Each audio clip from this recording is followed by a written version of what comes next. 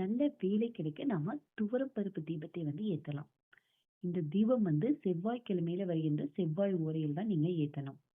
செவ்வாய் ஓரைக்கான நேரம் காலை 6 மணியிலிருந்து 7 மணி வரை, மதியம் 1 மணியிலிருந்து 2 மணி வரை, இரவு 8 மணியிலிருந்து 9 மணி வரை.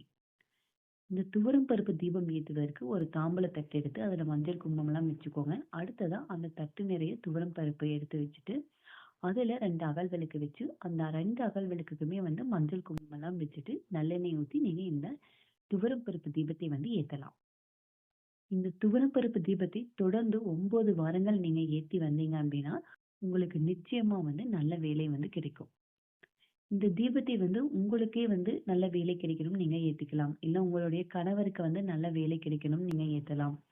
இல்ல அம்மாக்கள் அவங்களுடைய பையனுக்கோ பொண்ணுக்கோ நல்ல வேலை கிடைக்கணும் அப்படின்னு சொல்லி ஏத்திக்கலாம்.